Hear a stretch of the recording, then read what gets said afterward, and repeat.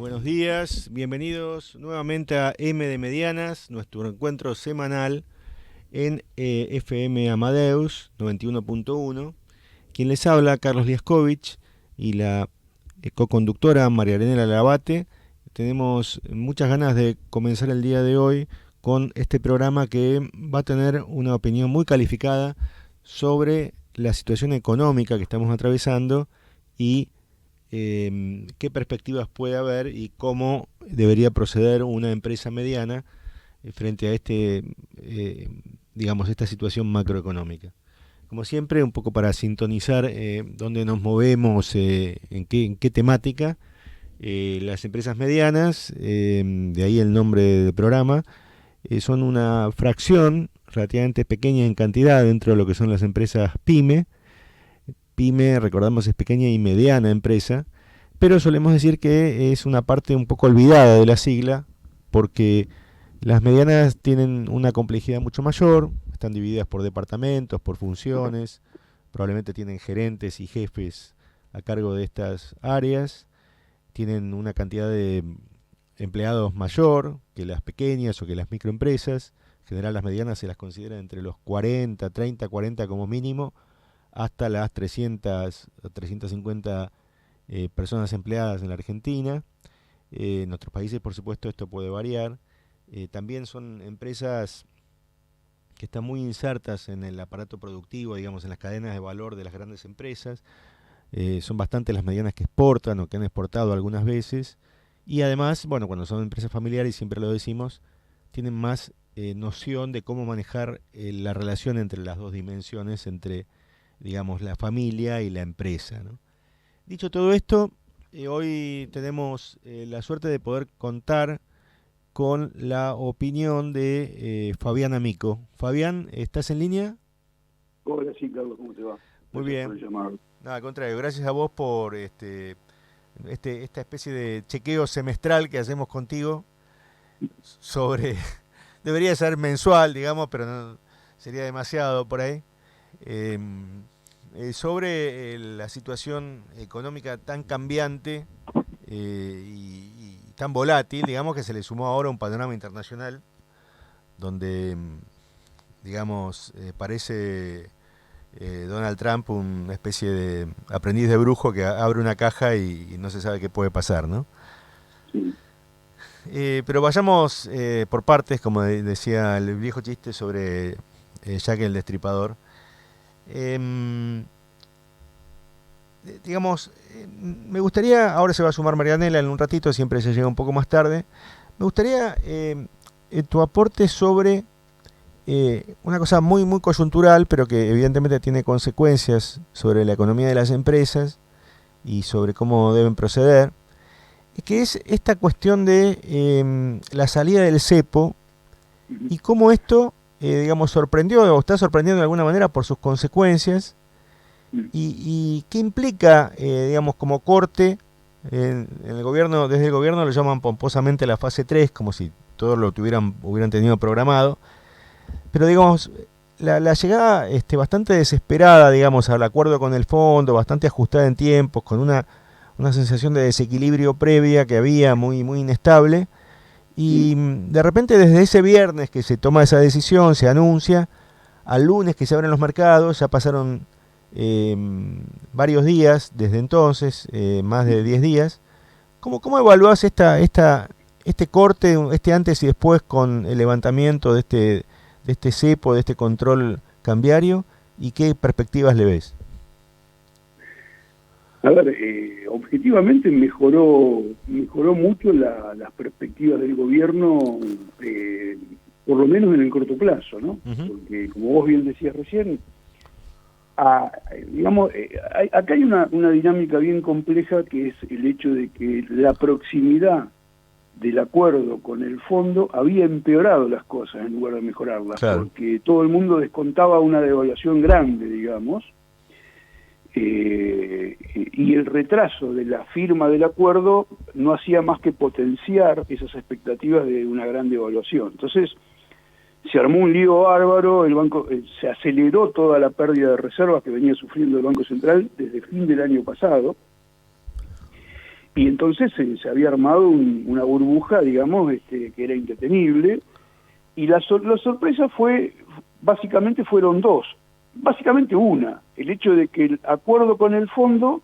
implicó muchos fondos, valga la redundancia, que el gobierno puede usar, y un bajo nivel de restricción para usarlos, que era lo que el mercado había descontado en una dirección contraria al comienzo, ¿no? Que era, el fondo no te va a dar mucha plata, y si te la da, no te la va a dar para que vos mantengas un dólar bajo. Que en la jerga es la cuestión esta de la libre disponibilidad, ¿no? Exactamente. Y de repente te encontrás con un montón de dólares en el Banco Central, y con el gobierno con un discurso que, más allá de la retórica de las bandas, eso forma parte de una narrativa, evidentemente, porque el gobierno puede intervenir prácticamente donde quiera. Bueno, el gobierno sale a decirle al mercado, che, mi dólar va a ser básicamente a 1000. Es decir, en principio el gobierno dijo, va a ser 1200, 1180, 1200, que fue lo que salió, lo que el mercado se terminó fijando, digamos. O sea, ¿qué quiero decir con esto? No hubo una gran devaluación, porque la devaluación inicial fue de un 11%, pero hoy cuando vos mirás el tipo de cambio, estás prácticamente en un crawling peg, como si hubieras quedado, digamos, pegado al esquema anterior, sí. ¿No? Entonces, ¿cuál es el impacto en precios? Ahí hay un problema previo sobre la inflación que ya ocurrió cuando hubo estos procesos con el fondo. Hay que recordar lo que pasó en agosto del 23 con Massa, sí, que es cuando vos tenés la proximidad de un acuerdo o de una revisión, que es lo mismo, que fue lo que le pasó a Massa, empieza a haber mucha incertidumbre sobre cuál va a ser el valor del tipo de cambio. Y las empresas, ¿qué hacen? Empiezan a hacer especulaciones sobre cuál va a ser el costo de reposición del capital. claro. Como no tienen la más pálida idea, porque no saben cuál va a ser el tipo de cambio, y el capital en la Argentina tiene un componente importado sustancial, empiezan a hacer muchas empresas, o bien remarcan precios sin ton ni son, digamos, hacia arriba, Por las dudas. Digamos, por las dudas, o también lo que han hecho algunas empresas en la época, en esta experiencia que yo te contaba de Massa, empresas que no te vendían a ningún precio. Claro. Digamos, directamente. No había lista de precios directamente. Sí. ¿No? Entonces, ahí lo que hubo fue una aceleración en inflacionaria de muy corto plazo, basada en esta cuestión, pero ¿qué pasó después? Que la devaluación no la confirmó, Claro. digamos, básicamente. Entonces, ¿qué quiero decir con esto? Hay todo un proceso raro donde vos podés tener incluso alguna inflación sobreactuada por estas razones, que probablemente no se confirme si se mantiene este esquema. De hecho, las consultoras que miden inflación están dando algunas un número parecido al mes anterior y algunas un número por debajo. O sea, es decir, esta previsión que había, digamos, después del salto del 2,4 en febrero, sí, al 3,7 en marzo, que se conoció a mitad de abril, había una previsión que iba por lo menos a mantenerse esta ronda, digamos, esta cercanía al 4% en abril y mayo, y después recién lentamente iba a bajar. Y esto está cambiando, decís ahora. No, claro. Lo que ocurre es que la medición de 3,7, ¿no es cierto?, era relativamente independiente de todo este lío, digamos, con el fondo y con la devaluación. O sea, responde a un proceso previo donde al gobierno le costaba bajar la inflación, digamos, claro, básicamente. Ahora, en este contexto nuevo, hay que ver qué ocurre ahora con este nuevo esquema, pero insisto, al no tener vos una devaluación como la que se esperaba, los precios van a terminar retrotrayendo. No quiero decir con esto que van a bajar. A ver, ¿qué ocurrió, por ejemplo, en los episodios de disrupción cambiaria donde hubo remarcación por las dudas? Bueno, las empresas que se pasaron de largo, en los meses siguientes no ajustan. Porque hay una idea, particularmente en los economistas del espacio nacional y popular, que las empresas ponen los precios que quieren, lo cual es un error, digamos. Claro. Es un error grave, digamos, porque Es un error decís, de concepción, digamos, en el sentido de que las empresas no hacen eso. Porque confunden dos cosas. Confunden el hecho de que los precios no se forman como dicen los manuales de microeconomía que estudiamos nosotros, donde hay competencia perfecta, donde hay las empresas son atomísticas, digamos, etcétera, etcétera. Eso no funciona así, pero no quiere decir que no haya competencia entre grandes jugadores que se conocen bien las caras, donde hay barreras a la entrada, donde hay competencia monopolista. Claro. Hay competencia. Entonces, vos fijás precios de barreras a la entrada con precios límites, esas cosas no se modifican, digamos, a voluntad.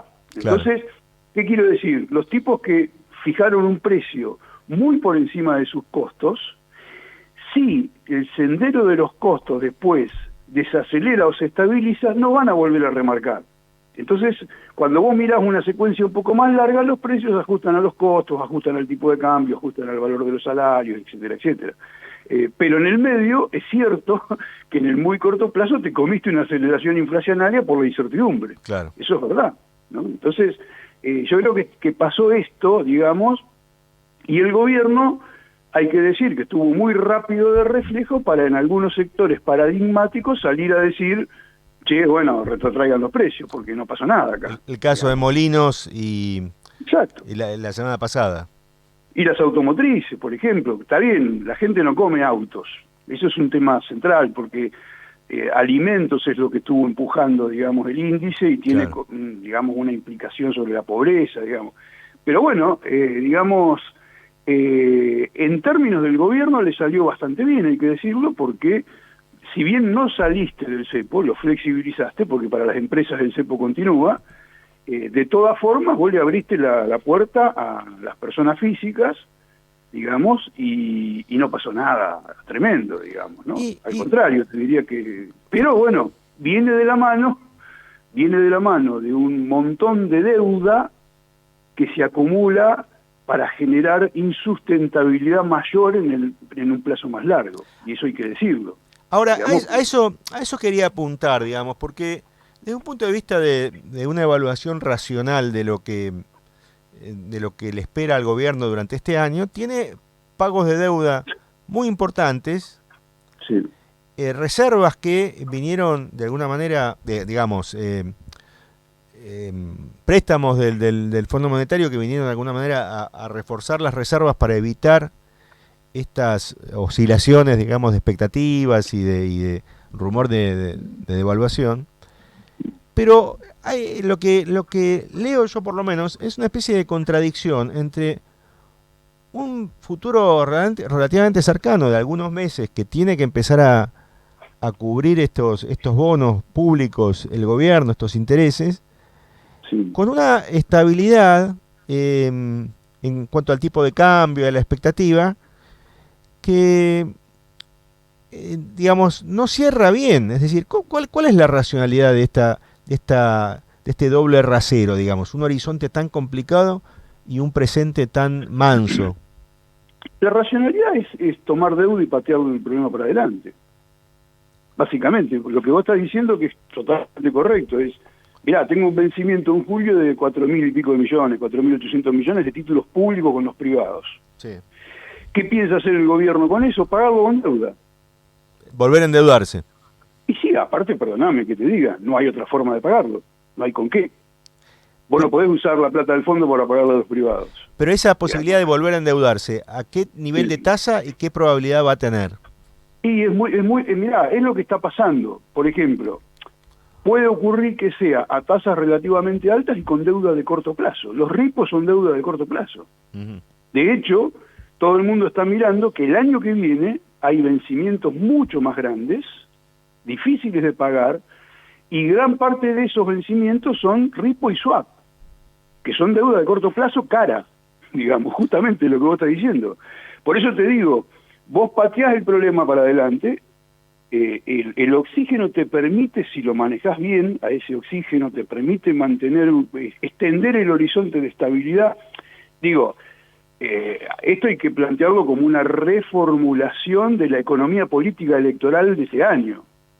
Claro. El gobierno venía con una idea que se le cayó, digamos, como vos bien dijiste, fase 3, ¿viste? Fase 3, un lindo autismo, le pusimos un nombre a una cosa que es un volantazo que pegaste porque no llegabas. Claro. Ahora, es la economía política electoral de, bueno, lo único que tengo para mantener acá, y no sé si va a alcanzar en términos de economía política electoral, es el tipo de cambio controlado para que la inflación no se desmadre. Ese es el horizonte que tengo. Ahora, después vemos, ¿viste cómo es la vida? Después, pero es verdad, le estás agregando mucha insustentabilidad para los próximos años, digamos. Para el año que viene ya tenés estos problemas que estábamos diciendo, ¿no? Que tenés bopreales que empiezan a vencer, digamos. Tenés toda la deuda externa que estuviste tomando para resolver la carencia de dólares se te viene encima enseguida porque es deuda de corto plazo. Esto le pasó a Macri, dicho de paso, ¿no? Sí, ahora yo recuerdo bien que vos habías, digamos, cuando habías descrito la fase Caputo 1, digamos, con Macri 2016-2017, que él lo que buscaba y que el fondo en ese momento le había negado era un muro, digamos, como, digamos, esta cuestión de la cantidad de, digamos, disponer una cantidad de reservas exorbitante, de modo de poder enfrentar cualquier corrida, digamos, y que solamente con solo la existencia de ese volumen impedía la corrida. Sí. Y ahora está, digamos, se le hizo a Caputo, digamos, pudo lograrlo esto y puede tener algún tipo de éxito. Perdóname, Caputo en ese entonces también lo logró. Hay que decir, digamos, también lo logró en qué sentido. Cuando Caputo fijó la pared de oferta de 5.000 millones de dólares, creo que era, no me acuerdo ahora bien de memoria, el tipo de cambio oficial dejó de moverse. Lo que ocurría es que por otras vías le vendía dólares a los bancos, o sea, seguiste perdiendo reservas por esa vía. Ahora, ¿qué pasó con ese esquema? Cuando se terminó de cerrar el acuerdo con el fondo, con el gobierno de Macri, el fondo le dijo, che, levantá eso. Claro. Y levantaron eso y el dólar se disparó de nuevo, digamos. Claro. Cosa que ahora se invirtieron los términos, digamos. Y ahora, por eso te digo, esto va en contra de la previsión de todo el mercado, de que el fondo no te va a dar plata para mantener el tipo de cambio ahí abajo, y el gobierno está haciendo eso, digamos, con la plata del fondo. ¿Y por qué el fondo esta vez lo hizo y aquella vez no? Bueno, evidentemente hubo una negociación acá, y bueno, lograron, digamos, el punto intermedio. El gobierno que quería, no quería salir del cepo ahora, y quería mantener el esquema como lo estaba teniendo, digamos. Uh-huh. El fondo le decía, yo no te doy plata si no salís del cepo, y llegaron a este punto intermedio que benefició al gobierno, claramente. Ese punto intermedio es un cepo y salimos relativo del cepo a medias porque, a ver, hay que decir también que es racional que no le hayas abierto la canilla a las empresas, porque ahí sí te vas al diablo, no sabes a dónde vas. Hay stocks acumulados de utilidades y dividendos de 6.000, 7.000 millones de dólares, digamos. Claro. Digamos, hay cosas que no podés, digamos, la deuda comercial de las empresas, no podés abrir todo esto, todo junto, porque es una puerta 12, digamos, claro. Eso claramente. Pero, digamos, bueno, llegaron a esto que le permitió al gobierno, incluso con la narrativa digamos, del esquema de bandas, decir que no hay devaluación. O sea, porque hay que decirlo, el gobierno se la jugó con el esquema de bandas, pero no sabía a ciencia cierta qué iba a pasar. Nadie lo sabía. Uh-huh. Esto hay que decirlo, porque ahora, ¿viste? Son todos Gardel y Lepera. Claro, todos tienen el diario del lunes, claro. Claro, pero vos le preguntabas al más de la mitad de las consultoras, che, ¿qué pasa si flexibilizamos el cepo para personas? Y se va todo al diablo. No se fue nada al diablo, está bien. Insisto, una torre de dólares que puso el fondo de libre disponibilidad para intervenir. Entonces, cuando a vos te dicen, mira, tengo mucha munición, la voy a usar de esta manera y quiero que el dólar esté acá, el dólar se queda ahí. Uh-huh. Digamos, esto es lo que hacen los bancos centrales en todo el mundo. Más aún considerando si, como decimos, el cepo no se levantó para las empresas no pueden comprar dólares, claro. No pueden transferir utilidades, digamos. Entonces, yo creo que, bueno, en ese sentido le salió bien al costo de agregar, de garantizarse una crisis para adelante, digamos. Hay que decir también una cosa para no cargarle todo a Milei, que el problema de deuda que tiene Argentina es extremadamente difícil de resolver. Yo estoy convencido que hasta que no haya una reestructuración de la deuda, vamos a tener una vida tortuosa con estos temas todo el tiempo. Porque, digamos, el mercado internacional, en general, el Fondo Monetario, cuando te presta la plata, está diciéndote que tu deuda no es sostenible. Y te pone más plata. ¿Y esa reestructuración vos la ves factible, la ves en el corto plazo? Y viste cómo son las reestructuraciones de deuda, es un lío, nadie quiere encarar una reestructuración de deuda del lado de los gobiernos porque es abrir la puerta a una crisis, es una trampa de economía. Cuando digo una trampa no lo digo en el sentido conspirativo, digo en el sentido de que se arma una situación en la cual ninguna solución es buena y todo el mundo, es el chiste, viste, estamos en un pozo, ¿cómo salimos? Cavamos más. Claro. Cabemos más que vamos a salir, ¿viste? Bueno, entonces estamos ahí. Pero digamos, ¿cuál es el otro problema? Cuando vos tomás más deuda con el fondo, esto se dio cuenta todo el mundo de golpe, el fondo es un acreedor privilegiado. Entonces el riesgo de impago de la deuda en dólares con los privados empieza a crecer. Claro. O sea, al revés de lo que dice mucha gente, si el fondo te da un soporte con más deuda, te presta más plata, eso da más confianza, baja el riesgo país. No, el riesgo de los bonos a mediano plazo va a subir. Porque los dueños de los bonos saben que, los acreedores de los bonos saben que vos le vas a pagar primero al fondo que a ellos. Claro, si vos tenés un problema de deuda, ¿quién va a sufrir? ¿Entendés?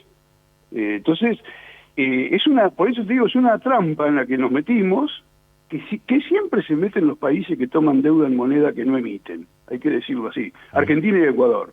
Digamos, el resto de los países de la región tiene un montón de problemas, pero nada parecido a esto, digamos.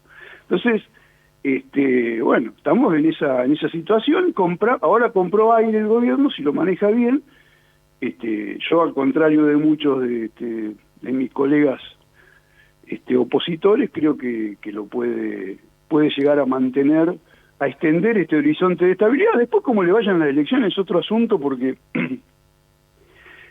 que mantenga la inflación controlada no significa, como lo están mostrando los datos, que mejoren los ingresos de la gente. Claro. Digamos, los salarios reales están cayendo cuando la inflación estaba cayendo. O sea, digamos, porque el gobierno, ¿qué ha hecho para controlar la inflación? Quiere manejar el tipo de cambio y quiere mantener congeladas las paritarias. Fantástico. El problema que tiene eso es que la gente tiene salarios reales de pobreza, digamos. Entonces, bueno, ahí estamos. Ahora, paradójicamente, los indicadores de actividad mensuales, por lo menos, han ido repuntando. Sí. Esto, digamos, con una demanda, por lo menos una demanda agregada sobre la base de los salarios. ¿Cómo se explica este reptar positivo de la demanda, de la actividad con salarios tan bajos o tan atrás? Mirá, buena pregunta. A mí me parece que hay una cosa que ahí yo estoy medio solo, porque nadie mira esto. Viste que entre los economistas profesionales la política fiscal no juega ningún papel. O sea, lo que todo el mundo mira en términos de la cuestión fiscal es si hay equilibrio fiscal o no. Okay. Bárbaro. Entonces, es el único papel que tiene la política fiscal en macroeconomía. Es decir, se lo mira en términos relativos con el ingresos versus gastos, digamos. Exactamente, y la única y la buena noticia es que vos tengas lo más equilibrado posible. Claro. Cosa que no ocurre en ningún país del mundo. Esto es paradójico porque Milei mismo la otra vez dijo, somos uno de los 5 países del mundo que tenemos superávit fiscal. 5 países en el mundo. ¿No te llama la atención? Sos medio raro. Claro. Porque si vos me decís, yo quiero ser un país normal, bueno, está bien, yo también quiero ser normal. Vamos a suponer que normal sea una categoría con un atributo positivo, digamos. Entonces yo quiero ser normal. Ahora, ¿lo normal es que tengan superávit? No. La norma a nivel internacional, países desarrollados y países en desarrollo, es el déficit fiscal persistente. ¿Y entonces acá qué está pasando frente a esto? Bueno, ¿qué pasó? Y esto es un poco más largo de explicar. todo el mundo hace la cuenta. Por ejemplo, el otro día un colega en Twitter hacía una cuenta del gasto público, ¿no? De cuánto fue el ajuste del gasto público en 2024. Y le daba un número en términos reales, una caída de ponerle 15%, no me acuerdo el número exacto ahora. Cuando vos mirás la secuencia mes a mes, el gasto público real, el gasto público del sector público nacional en términos reales, tuvo una caída de 40% en el primer trimestre, y después empezó a caer menos y después empezó a subir. Estamos hablando de 2024. 2024. A fin de 2024, el gasto público interanual estaba en una zona negativa, pero ya acercándose a una zona positiva. En enero y febrero, la política fiscal es expansiva. En enero y febrero, según los datos del gobierno, tanto los base caja como el de vengado, te da un aumento del gasto público real importante, del gasto total.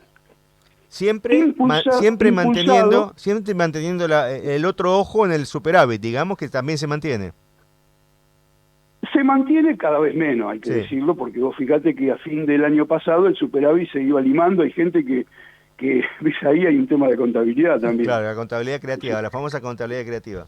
Pero el hecho es que en la misma contabilidad del gobierno, el superávit, tomar como que el superávit real había disminuido sustancialmente. Incluso había gente que te decía que tenías déficit. Entonces, digo, vos tenés una política fiscal que en términos del resultado, pero además una cosa importante, el gobierno no aumentó los impuestos. ¿Por qué digo esto? Porque el resultado fiscal, al estar medido con variables nominales, es muy dependiente después en términos de la actividad y en términos de la inflación. Te voy a poner un ejemplo. Hay un caso de manual en macroeconomía, estudiado desde hace 50 años, que se llama el multiplicador de presupuesto equilibrado. ¿Qué es? Es como una especie de multiplicador keynesiano de un caso particular. ¿Qué quiere decir? Si el gobierno aumenta el gasto en 100 y aumenta los impuestos en 100, la lectura que uno haría de almacenero es, che, la política fiscal no aporta nada, porque claro, se empató. Con una mano te da 100 y con otra mano te quita 100. Y eso está equivocado, porque los 100 le quitan al sector privado de su ingreso disponible 100, pero por otro lado le agregan 100 por el lado de la contribución del gasto, pero el gasto genera aumento del PBI. Entonces, ¿qué está pasando acá? Cuando vos tenés una baja de la inflación, ¿no es cierto?, los ingresos nominales y los gastos nominales caen, pero no caen a la misma velocidad. Suponete que el gasto público, en términos nominales, crece al 3% por mes y la inflación va cayendo. ¿Qué va a pasar con el gasto real? Aumenta. Como aumenta un salario nominal fijo si la inflación cae. Si yo tengo un salario nominal que no cambia y la inflación cae, mi poder de compra aumenta. Sí. Eso es lo que estuvo pasando. Y estuvo pasando particularmente con el gasto social, que tiene una cláusula de ajuste con la inflación pasada, lo cual beneficia este proceso, ¿se entiende? Sí. Entonces, eso es una parte. La otra parte es la expansión que hubo el crédito en consumo durable. Bien. Y todo esto te genera aumento del empleo precario mucho. Claro. Mucho del empleo que crece es empleo precario, pero es empleo. Y le da salario o ingreso a la gente que no lo tenía. Entonces vos tenés una situación que es muy parecida a lo que pasó al final del gobierno de Alberto Fernández, donde tenías una tasa de desempleo baja, la economía creciendo, el empleo creciendo y la gente pobre. Digamos, es un poco la situación que estamos teniendo, ¿no?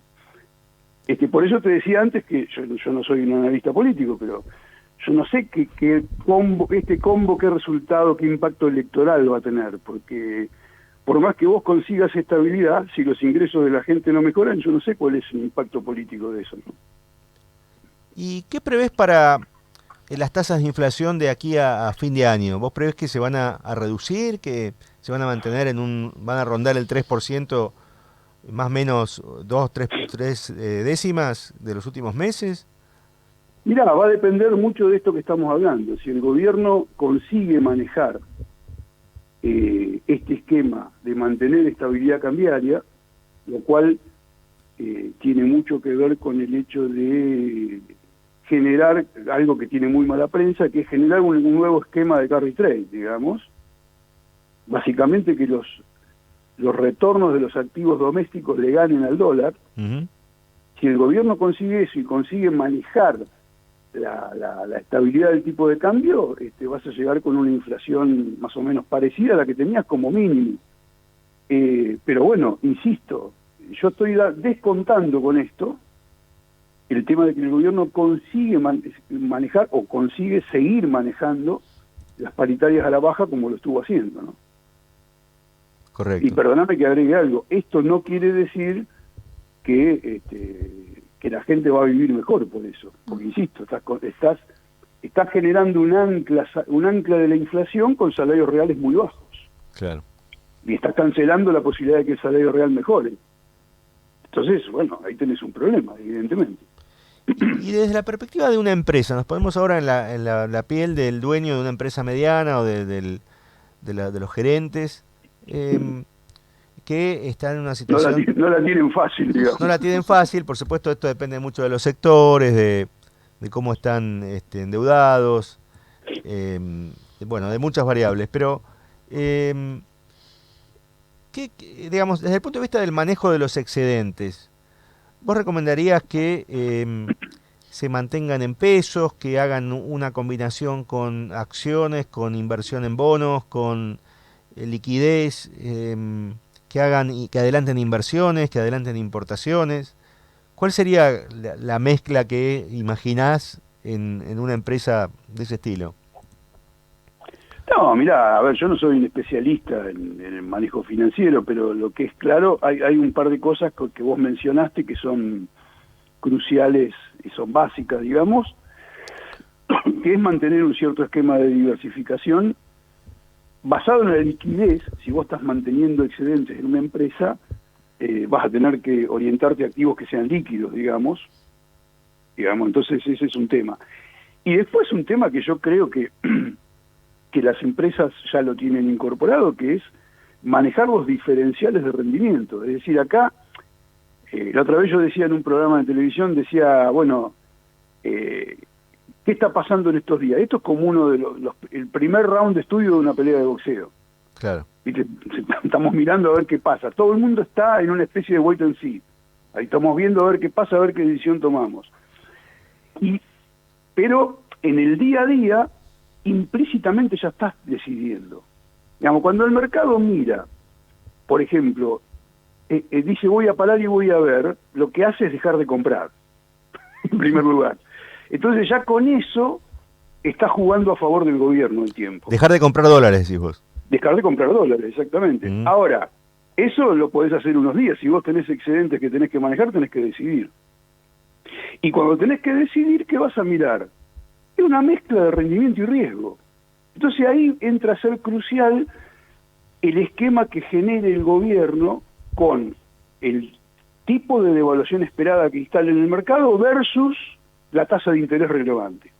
Ese es el esquema que van a mirar las empresas, me parece a mí, que es, bueno, a ver, el dólar va a estar planchado y me van a dar y yo puedo obtener un rendimiento de un activo financiero más interesante, me voy a meter ahí. De hecho está pasando, ¿no? Entonces yo creo que ese va a ser el esquema. Si al contrario veo que el gobierno no puede manejar esto, o lo maneja mal, y empieza a haber un crecimiento del tipo de cambio hacia la banda superior, y van a comprar dólares las empresas, van a tener que comprar dólares. Pero no es lo que está pasando, insisto, ¿no? No es lo que está pasando. De hecho, el gobierno está apostando a ofrecer, le está diciendo al mercado, te ofrezco por abajo del precio del mercado. Entonces, te ofrezco comprar, ¿no? Te complica un poco más el modelo, de paso, ya que estamos, digamos, para que nadie se quede sin reírse un poco de los problemas. Digamos, tenemos a Trump en Estados Unidos que un día se levanta y pone, digamos, tarifas, aranceles en la importación del 100%, al día siguiente los baja al 50%, después los vuelve a subir al 150%. Es decir, hay un nivel de cesarismo y de concentración del poder que es una cosa insólita. Pero bueno, más allá de esto, digamos, esta declarada guerra comercial o por lo menos situación previa a la guerra comercial de Estados Unidos con el resto del mundo, ¿a nosotros cómo nos puede afectar? ¿Qué tipo de reacción se supone que en esta suerte de carambolas de billar que se transformó el mundo con alianzas y rupturas puede dejar a la Argentina como saldo?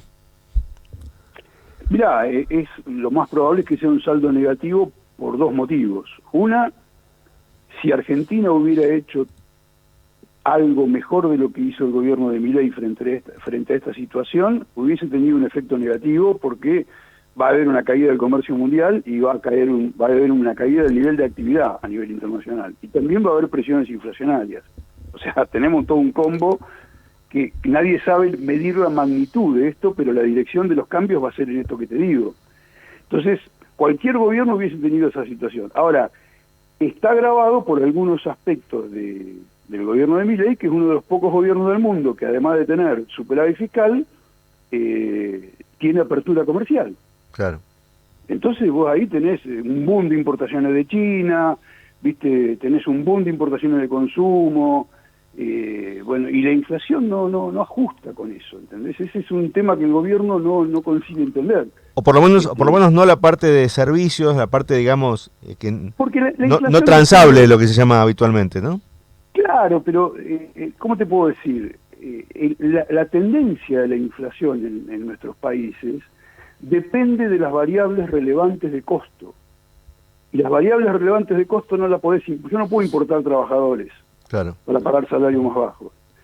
Y no puedo poner un tipo de cambio donde quiero, digamos. Entonces, después podés importar todo lo que quieras. Si mañana devalúas, aunque hayas importado muchos bienes de consumo, y vas a generar inflación. Digamos, ¿qué me importa a mí cuántos bienes de consumo importás? ¿Entendés? Uh-huh. Más aún, la apertura importadora puede hacer que cada vez tengas menos dólares, porque los estás gastando en las importaciones, y tengas que devaluar y tengas inflación. Uh-huh. O sea, es al revés. Entonces yo creo que en eso el gobierno claramente, digamos, está agravando el problema. ¿Por qué tenés que importar maquinaria agrícola usada del exterior? Claro.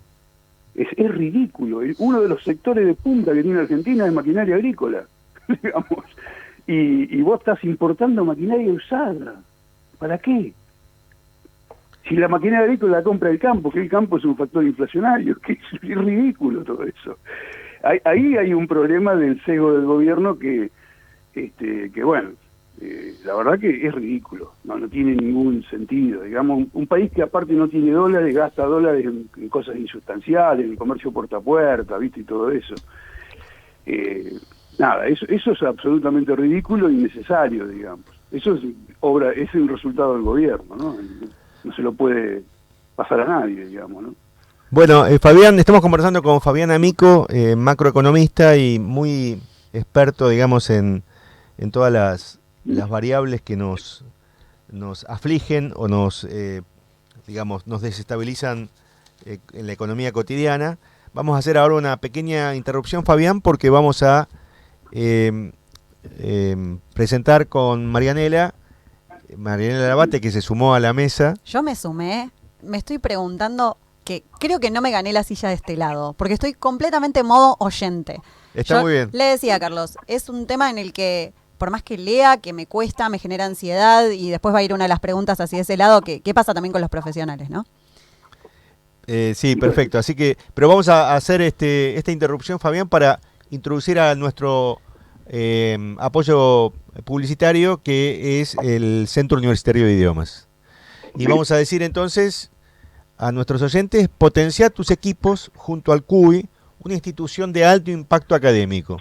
Cursos grupales, in-company, workshops y traducciones. Programas para empresas a medida para que los colaboradores puedan comunicarse en entornos multiculturales. Si quieren obtener más información, pueden buscar en cuicorporate.com. Es el área de servicios corporativos del Centro Universitario de Idiomas. Además, otorga certificados y diplomas de la UBA. Así es.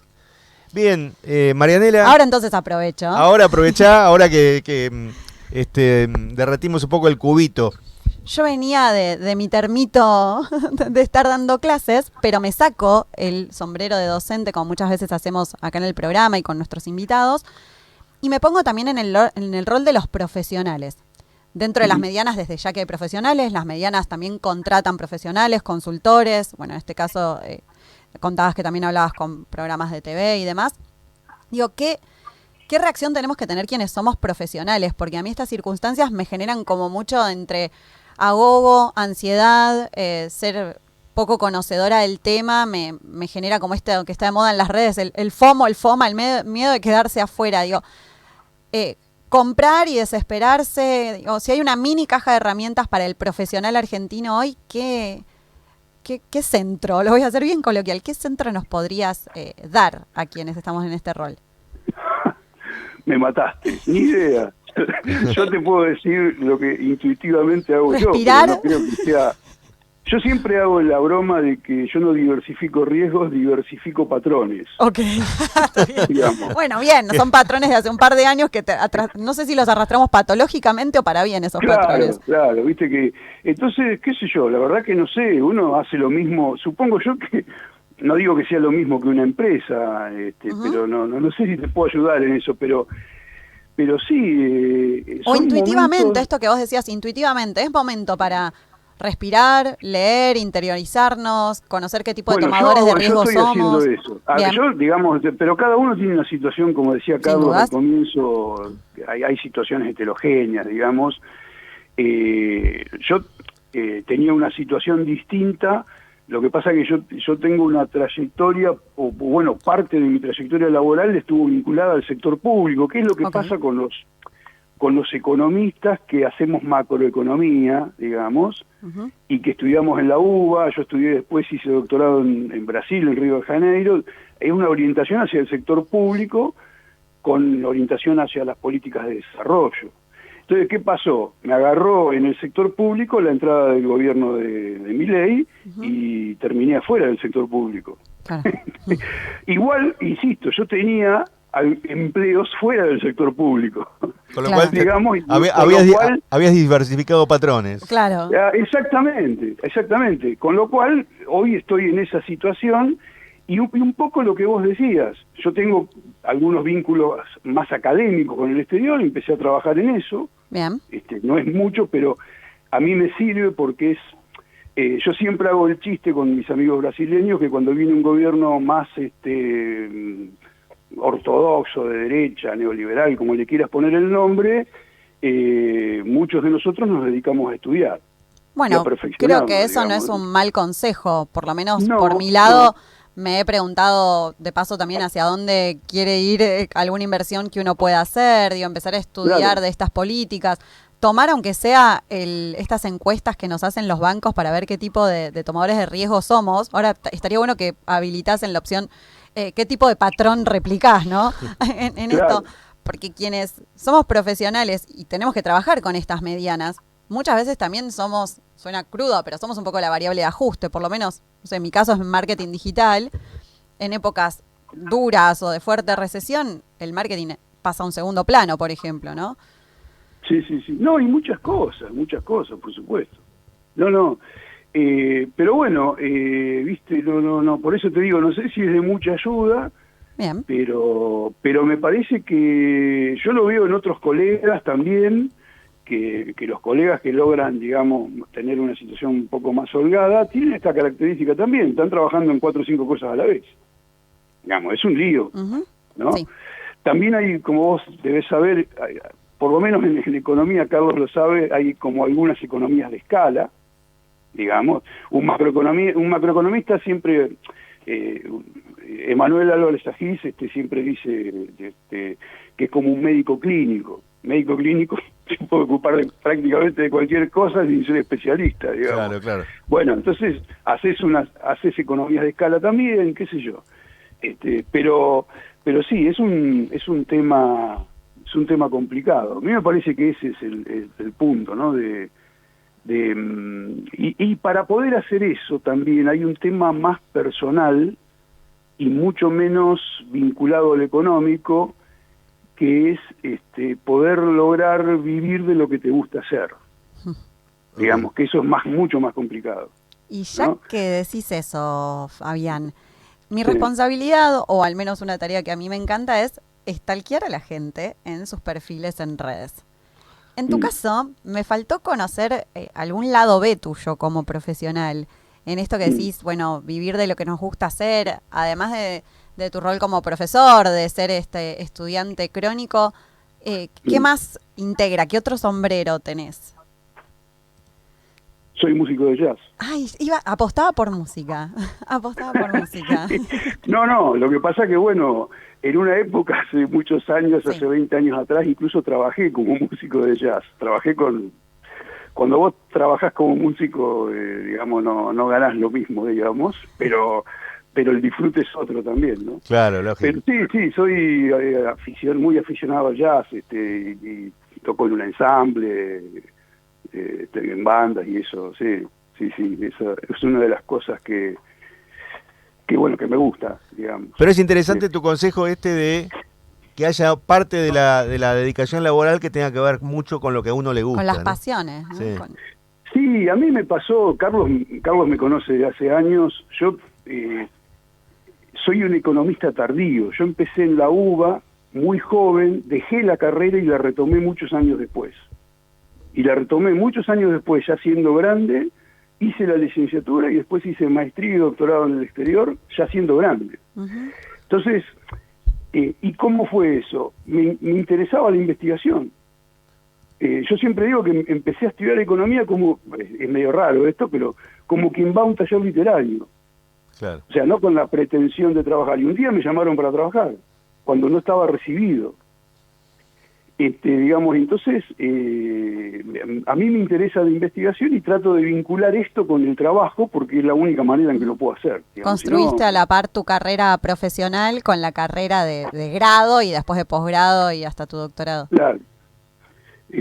Así que bueno, yo tengo ahí como un programa de investigación común con algunos amigos brasileños, con amigos de otras latitudes. Estamos con un colega trabajando en un libro en España que va a salir publicado en Europa, trabajando con gente de México, digamos, con Colombia, y ese tipo de cosas a mí además, bueno, uno tiene la posibilidad después, yo empecé a viajar mucho de grande, también para mí fue súper interesante, o sea, la investigación me abrió esas puertas, entonces ahí, bueno, hay un tema que no es solo económico, pero que después tiene un impacto, porque viste cómo es esto, vos haces esas cosas, generás cierta trayectoria y después, bueno, podés trabajar, digamos, de alguna forma en eso. Entonces, no, y mientras hacen una labor científica, ¿no? Y que aporta a la academia, que no es menor, más si estás trabajando con otros colegas de Latinoamérica o de habla hispana, porque a veces mucha bibliografía queda limitada a otro tipo de producciones o más europeas o de Estados Unidos. Y igual está bueno en que economía, ¿viste? Sí, bueno, ahí yo aprendí inglés cuando empecé a estudiar economía.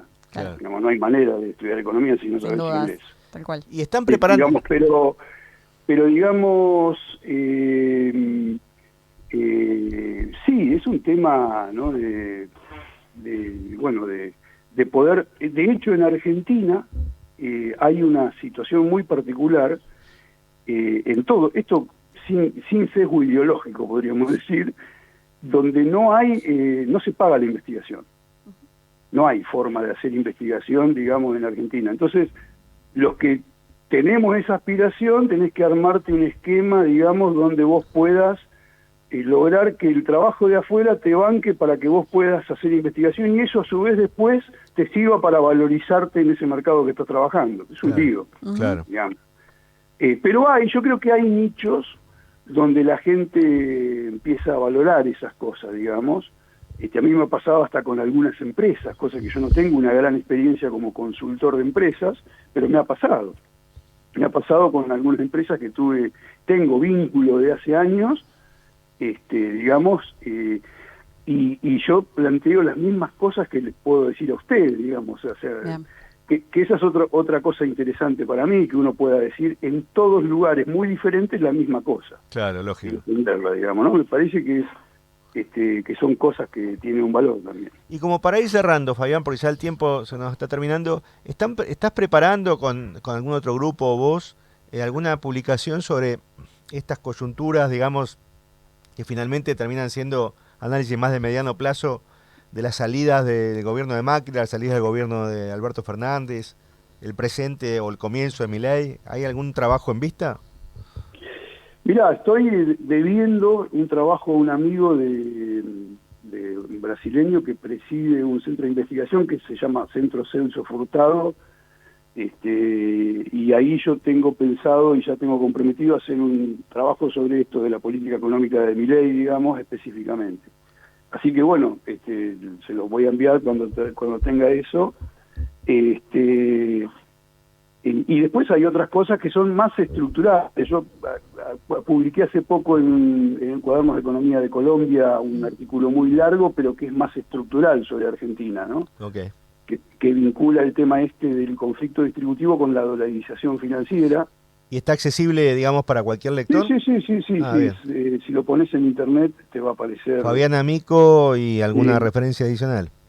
Conflicting Claims, Dollarization, algo así. Okay. Perfecto. Reclamos conflictivos y dolarización financiera, una cosa así. Es un texto largo, lamentablemente, pero bueno, que tiene algunas pocas referencias al gobierno de Milei porque fue escrito, tiene un proceso de arbitraje, estos artículos larguísimos, claro. Digamos, me volvieron locos, la verdad. Pero bueno, y con otro colega brasileño estamos haciendo algo ya vinculando Argentina y Brasil, que eso ya sería para un libro que va a salir. Hay un grupo de India que arma cosas de políticas de desarrollo y bueno, nos invitaron. Bueno, está bien. Entonces, en Brasil, digamos. Esperamos esa novedad también. Bueno, Fabián Amico, mil gracias por esta conversación y bueno, espero que haya sido útil para nuestros oyentes. Yo creo que sí, porque van a poder aprovechar, digamos, todas estas conclusiones. Y bueno, y nos volveremos a reencontrar dentro de 6 meses para seguir analizando. Y libro mediante también. Libro mediante, ojalá, la siempre cambiante. 6 meses, perdóname, el largo plazo secular. 6 meses ya. Estamos en octubre, ya pasaron las elecciones. Bien, gracias Fabián Amico. Gracias a ustedes. Bueno, y con Marianela Labate nos despedimos hasta el próximo miércoles, sin olvidar agradecerle a Ricardo Piñero por su permanente y alta capacidad para operar nuestros sonidos, y anticipándoles que vamos a cerrar con, no casualmente, la parte del verano de Vivaldi que se llama Tormenta. Así que, Marianela. Será hasta la próxima. Hasta la próxima, gracias.